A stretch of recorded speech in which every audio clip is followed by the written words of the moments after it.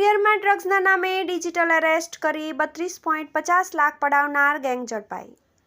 વડોદરામાં થોડા સમય પહેલા પાર્સલમાં ડ્રગ્સ હોવાના નામે જિલ્લાના એક આરોગ્ય અધિકારીને ડિજિટલ એરેસ્ટ કરી 32.50 લાખ પડાવી લેવાના કિસ્સામાં સંડોવાયેલા 4 સાગરીતોને ઝડપી પાડવામાં વડોદરા પોલીસને સફળતા મળી છે. વડોદરા જિલ્લા પંચાયતમાં આરોગ્ય વિભાગમાં ફરજ બજાવતા ડોક્ટર સાથે થોડા સમય પહેલા ડિજિટલ એરેસ્ટનો બનાવ બન્યો હતો, જેમાં બેંકોક ખાતે મોકલેલા પાર્સલમાં ડ્રગ્સ હોવાનું કહી ડિજિટલ એરેસ્ટ કરવામાં આવ્યા હતા. તબીબને વિશ્વાસમાં લેવા માટે મુંબઈ ક્રાઇમ બ્રાન્ચ તેમજ સીબીઆઈના નામના પત્રો પણ મોકલવામાં આવ્યા હતા, જેથી તપાસમાં સહયોગના નામે તબીબના એકાઉન્ટમાંથી 32.50 લાખ ટ્રાન્સફર કરી લેવામાં આવ્યા હતા. આ રકમ તપાસ પૂરી થતાં જ પરત કરવાની ખાતરી આપવામાં આવી હતી, પરંતુ પરત કરી ન હતી. ઉપરોક્ત રકમ તબીબના ભાઈની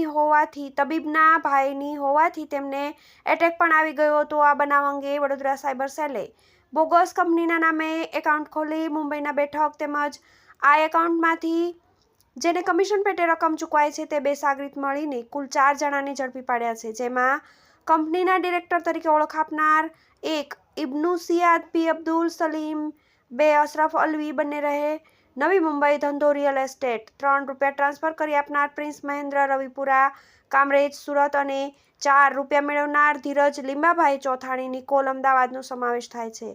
પોલીસે તમામ રકમ કબજે કરી લીધી છે. TV18 news Vadodara.